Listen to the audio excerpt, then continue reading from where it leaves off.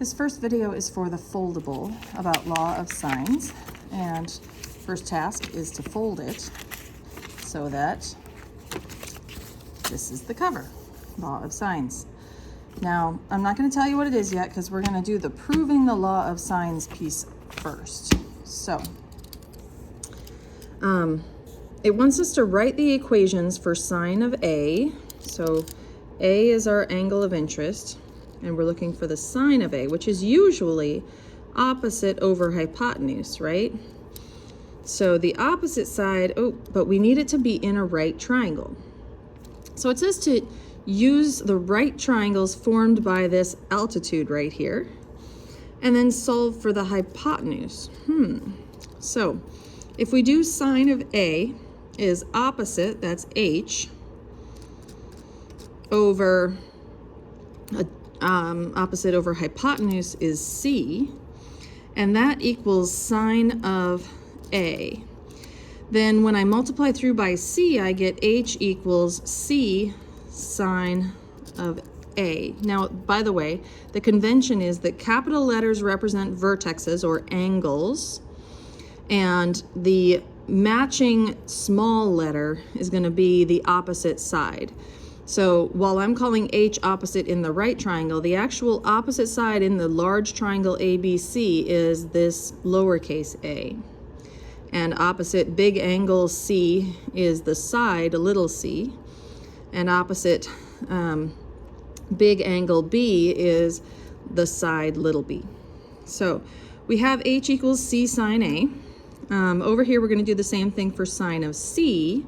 So if C is our angle of interest, the opposite is H, and it's over the hypotenuse A. That equals sine of C.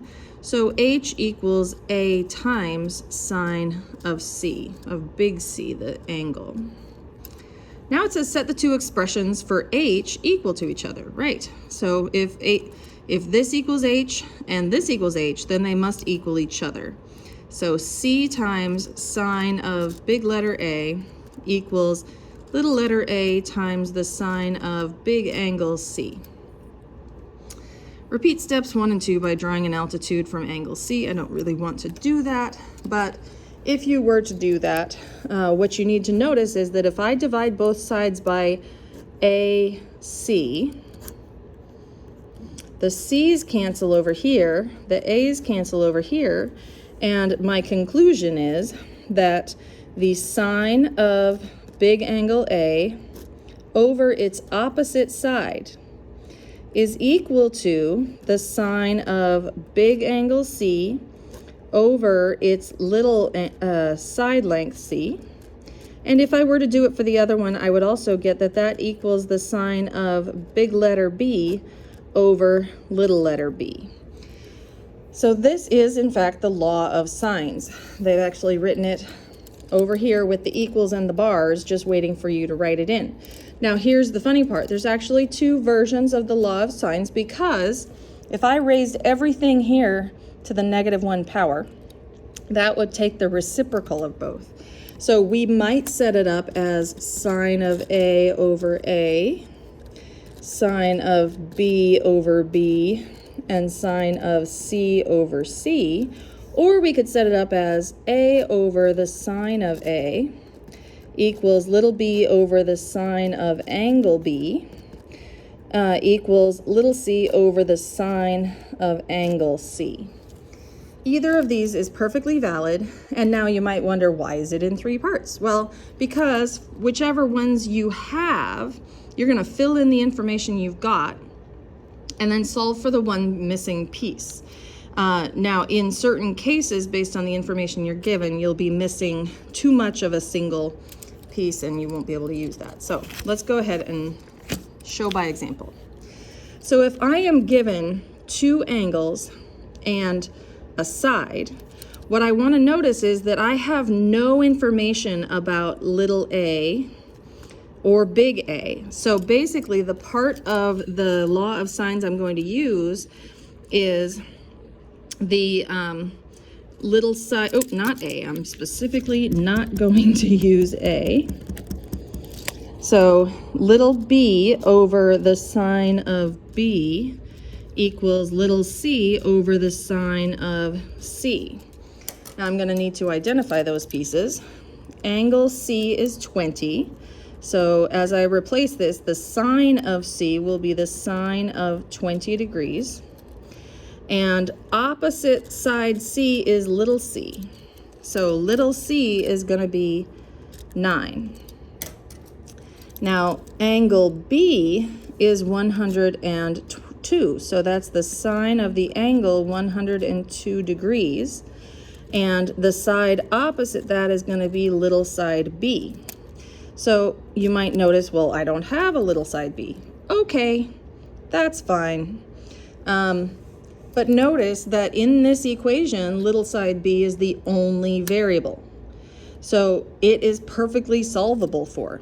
Little side B is going to be equal to sine of 102 times 9 over the sine of 20 degrees. Now, you'll be happy to hear I'm giving you back the yellow calculators. Yay!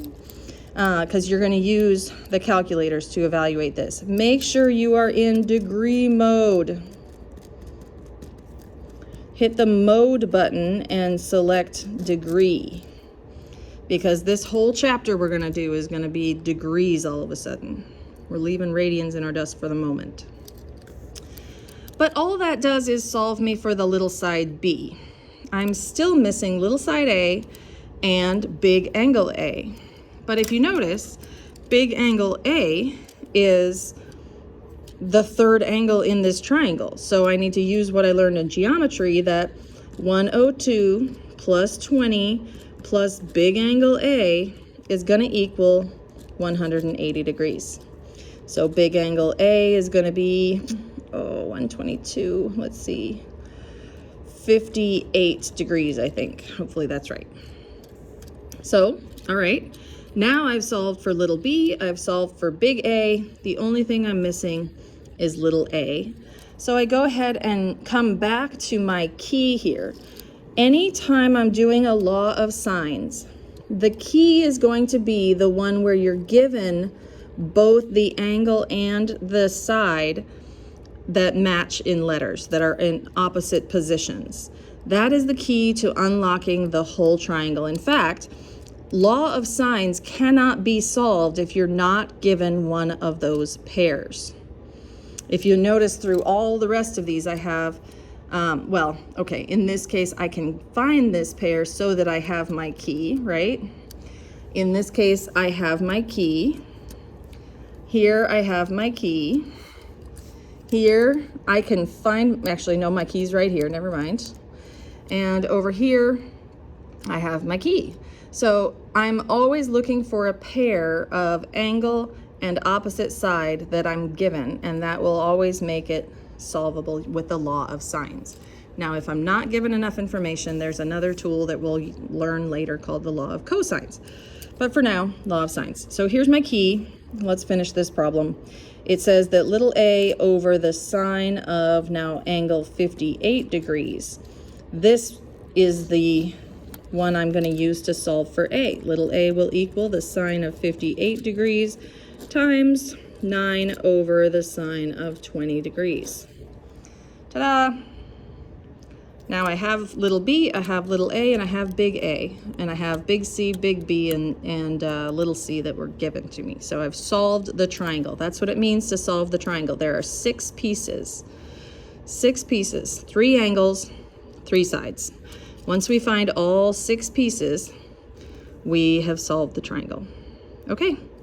To get started on this, you need to just find angle B, and then you'll have your key and you can find the other pieces. Remember that angle C is opposite little side C. Angle A is opposite little side A, which makes this little side B.